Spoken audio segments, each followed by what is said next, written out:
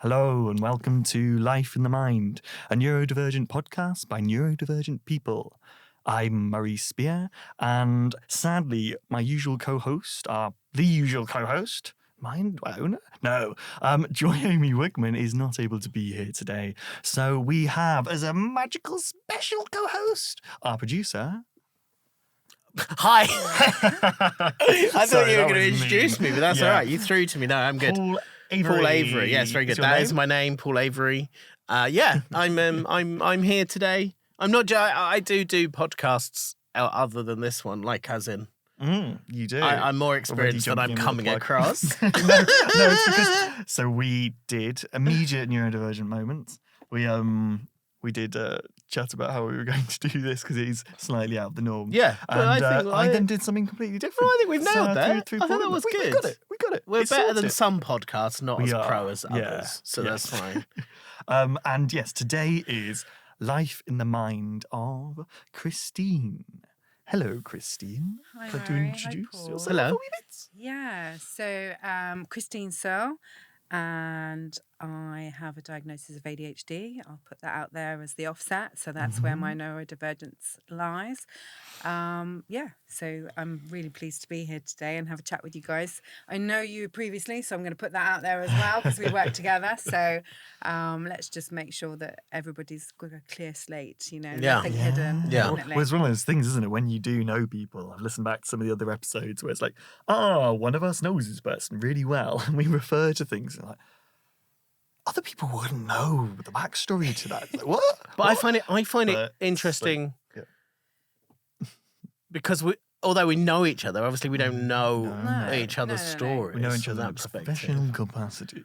Absolutely, and working Yeah. together as well. There's always that professional persona, and everybody has that, where everyone puts that sort of work face on, and that work hat on, as it were. So so it's definitely, you don't know me personally, maybe as well as maybe some of my friends do. So, And in this little room, we're trying to be as masks off as possible. Yeah. Absolutely. Yeah. And but without no random digressions already like Can splitting I in my ask the brain. first question? Let's jump straight in. We have a question. There's a question we always ask, Yeah. and when we're big and famous, it will be a T-shirt. That's what I think. you love the idea of this, but I think it's a good idea. Oh, it'd be a good T-shirt. Kind What? of scared. So the question is, what is Amazing your day. relationship to neurodivergence? So obviously you've talked about your ADHD diagnosis, but I don't know if you want to expand on that or if there's other areas of your life where... Yeah, so neurodivergence is in my work area of life because I've worked in adult health and social care. I've worked with lots of charities, worked with lots of people who are neurodivergent. I have personal experience as well. So I've been an unpaid carer for somebody in my family who also has a diagnosis of ADHD as well. And and I kind of look back and there's certain elements of sort of people's behaviour in my family, and I can see certain elements, and there wasn't any diagnosis for them. But then thinking about when they were children, where potentially that's now being picked up for young people, they wouldn't have been seen in that way. So there's quite a sort of there's quite a connected way of my life with regards to neurodivergence that I maybe hadn't realised until recently, that's kind of influenced lots of decisions I've made, not just personally, but career-wise as well. Yeah, I think there's a little bit of birds of a feather, sort of, yes, I think. And also Yeah. there's huge elements of it being genetic, and, so Definitely. the family, and that other thing of. Actually, yeah, I mean, that leads us on to how old were you when you discovered your neurodivergence? Because, So it was last year. Not discovered my neurodivergence. So that was when I was formally diagnosed. Yeah. But it was about a year before that I kind of was like, okay, maybe I need to think about this. There's certain things happening in my life right now that are making me realise I'm struggling to cope with certain things, or I'm not able to do certain tasks, and it's kind of never really crossed my mind before. Even though there is neurodivergence and ADHD in my family and genetically linked to me, that I kind of was like, okay. And it's only when my life suddenly stopped through health and I was able to have that space, because I think one of the things with my life is it was always really constantly busy, always something to do. And as someone with ADHD, I thrive off So that. you didn't spot the ADHD then. Exactly. And that's the thing, my life, it's going sort of thinking back, obviously having that time to reflect, recovering from an operation. I was able to see times in my life and go, oh, that makes so much sense now. Yeah. Oh, I can really be kind to myself about that, because actually that was something that I had very little control over. And just that kindness that I was able to give myself, understanding more. My husband's reaction was absolutely hilarious. It was the best reaction that I have ever had when I talked to somebody about the fact that I have ADHD or thought I had ADHD. Yeah. And I spoke to him and I sort of said, these are some of the challenges. I've noticed this, etc. And he looked at me and he literally, eyebrows went up, and he looked at me as if to say, what? And you've only just figured it out? Nice. And we just sat there laughing about it, because it was, he knows me from an external perspective. Yeah. I only really know me from my own internal thoughts and processes, and, and I don't know how other people see me. Yeah. That's really difficult to predict, isn't it? Unless they tell you. Yeah. And then there's always that thing, well, can we trust what they say when, because they wouldn't want to hurt me or be unkind.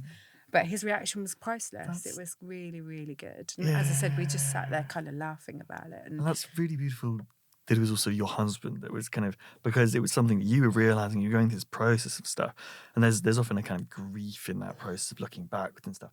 But because your husband was like, yeah, I already knew this, you immediately had this validation of someone who loves you being like, yeah, I'd work this out and I love you anyway. Yeah, and I'm with you anyway. Absolutely. Which is a lovely, you immediately know your person is on side. Absolutely. You have a companion in this, Yeah, which is definitely. beautiful. And it is. And we always joke as well that, I only married you because you make me feel normal. And I know we don't like to use that word normal, because actually everybody is so different. Yeah. But, he is quirky and interesting himself. And I feel that I'm quirky. I feel that I don't fit that. I'm not the normal norms, grey. yeah. And to actually find somebody who does accept me for exactly who I am. And he did before the diagnosis. And then even after the diagnosis, he's like, it doesn't change anything for us as a couple, which is fantastic. How did that kind of period of discovery and then the diagnosis change your relationship with yourself, kind of leading on from that? Yeah, so the main thing is the kindness that I give myself now with my internal thinking. Because before diagnosis so it's not just the diagnosis. The diagnosis is kind of like the end of the process in the sense of the medical teams, etc. It's that journey that leads to that I kind of really sort of did that self-discovery, tried to reflect a lot on situations in my past. But it is that kindness now when I feel dysregulated and I feel like I'm overwhelmed, and my favorite word was I'm stressed. That used to be my favorite word, whereas now I go, actually, I really just can't cope with this situation because I've got this, and this happening around me. I can't take anymore. I can't take on anymore. I need to step back from this so that I can just do some self-preservation. So it's that kindness that I give myself now with that thinking. I don't go, oh, you can't cope. Yes. Oh, you're not doing this right. Those kind of harsh, it switches critical from words. you being the problem to just this is something I can't manage in the same way, or I have got to a point where I am overwhelmed by these things because I find them a bit harder. Yeah, kind of thing. definitely. And it sounds like you can work through the little bits as well and break it down. Yeah, and that's where the self-reflection kind of comes in, because I've always felt like I'm very much a self-reflective person. It used to be I overanalyze things, so that's how I used to see it. Oh, I overanalyze everything. I'm thinking too much about things and everything else. But actually, it's just how my brain works. I notice everything and observe very little, because actually sometimes you need that space to do that observation, if that makes sense. Does that make sense? Oh God, yeah, it's something you were saying totally. earlier about the attention deficit part of terrible name ADHD. In terms of what were you saying? Well, it's not really an attention deficit. It's an attention. It's too much attention. Yeah, I'm attentioning to absolutely. everything. Yeah. Yeah, absolutely. I had a really interesting sort of I don't know. Talking on the kindness thing, about a month ago, spent the weekend with some friends of ours, and they've got 4 kids, and their youngest has been diagnosed with ADHD. And just a hilarious little lad, and they're doing a great job with him. But there was one point where his mum was saying, "Oh, he's I've been told that if he learns to ride a bike, it will help him with his reading." Okay. And I was a bit like, I'm not sure causality and all that stuff. But I just suddenly Makes felt sense to me, really weirdly. defensive of him. It just sort of reminded Yeah. me of everything from when I was a kid and failing my cycling proficiency test and not being able to read and not knowing why. And it actually made me think, actually, do you know what? If I look at if every time I think I'm mean to myself, I think of my friend's little lad, would I be mean to him about this? No, I wouldn't. I'd be kind and caring and defend him and protect his right to not enjoy reading. That's fine. Or being disorganised or having a crazy moment. And I just actually, if I start remembering 7-year-old Paul, I wouldn't be horrible to. And that's a sort of psychological thing, isn't it? Yeah, But I it's think Thinking, there's a would sort you of. say this to someone else? This self-talk. Would you actually be talking like this to like say like a child or just another person? It's like, well, if you wouldn't, why are you doing it to yourself? Yeah. But is it so easy to fall into?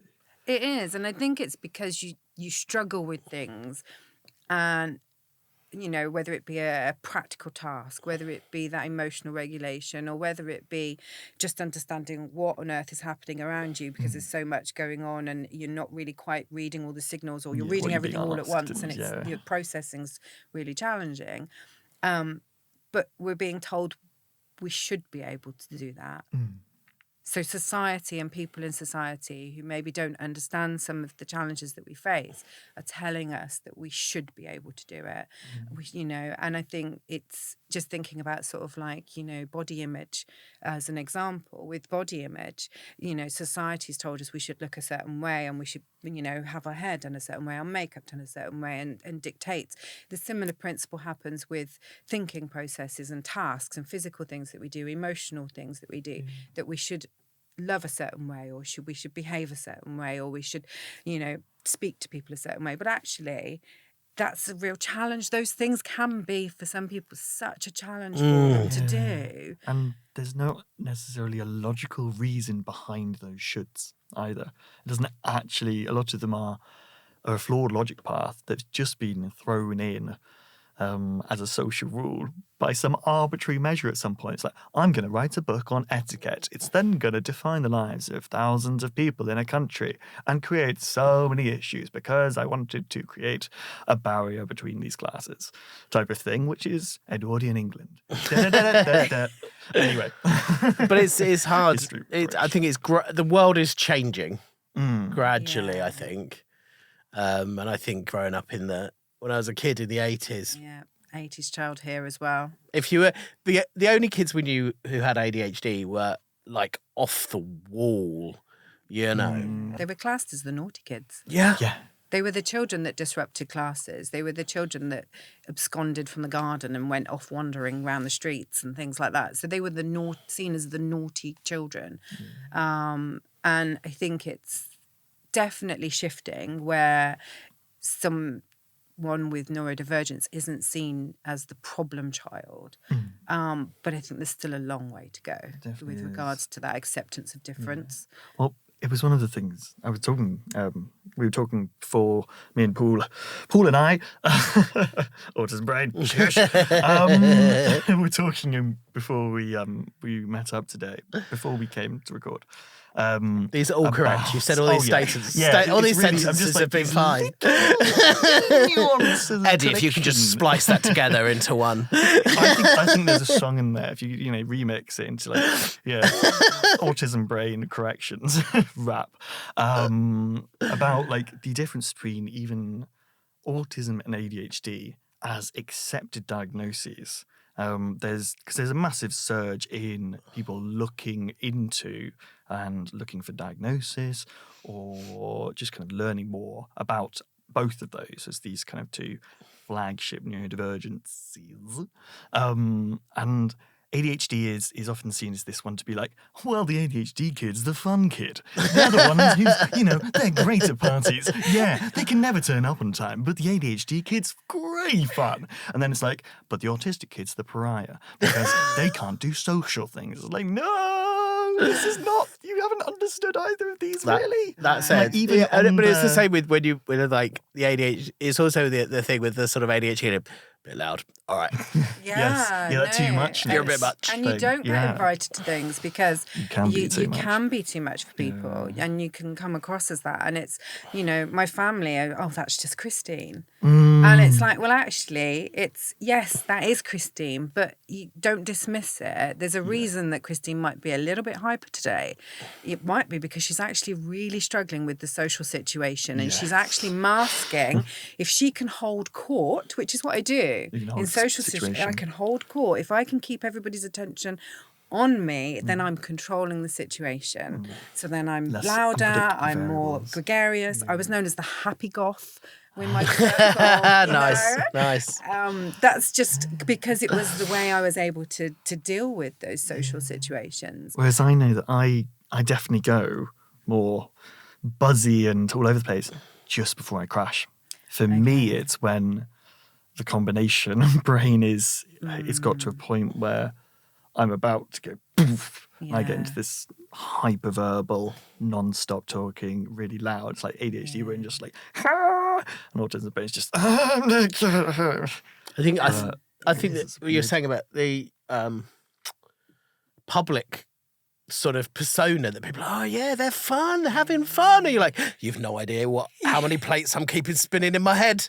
If I shut up, then my brain's going off down. You're having a conversation over here. I've had that conversation twice. I'm 10 steps ahead of you. In a minute, I'm going to say something real weird. Understand it. You're just going to laugh because you think it's hilarious. But actually, it's because we are 10 steps ahead, and we have run through this conversation probably 20 times in the 3 minutes we've been talking, because our brains have gone so fast. Yes. And also just because we just need the conversation to stop sometimes, and we just say random stuff, and then they're back in control. Yeah, and it's that giving the space to process it. Kind of sometimes you'll skip a record just so that brain can be like, it's going to breathe, okay, cool, now back in, kind of thing. Yeah, and it's really tiring though. Yes, it's really, really tiring. So social, like I say to my husband, I'm so peopled out, and there's only so much I can actually do. But family don't, and friends and people at work potentially, when you get those social invites, don't necessarily always understand that it is that self-preservation sometimes when you have to say no, because you just need to reserve your energy levels. Yeah. And if you're reserving those energy levels, it's for a reason. If you can't, you can't do it. And it's something the world needs to be better at. Just in general, we need to have it built into our society more, giving ourselves and others space to look after our own energy and plan that in kind of in advance and into our day-to-day lives. And so actually it's something that, fascinatingly, we can lead the way on a bit of going like, so we now have a diagnosis that gives us a bit of space to do that. And so we can, if like, for example, workplaces adjust to fit neurodivergent needs of kind of like, I need to plan things in this way. I need to have that capacity, that space to be able to process and manage my energy, then actually that's just bringing the bar up for everyone. Because then if that's more accepted, then everybody's going to be able to do that more. And so everybody's efficiency is going to go up and less people are going to get burnt out. We're going to have less of a mental health crisis that's going on, like epidemic. Definitely. And I think it's massive. I think I think it comes back to being kind to yourself. I think especially within a family, like I've got a very neurospicy family. And 4 kids who have various, and I'm quite good at looking at them and going, hey, lovely, do you think you want to go and have 20 minutes? It's fine. You don't have to join in with this.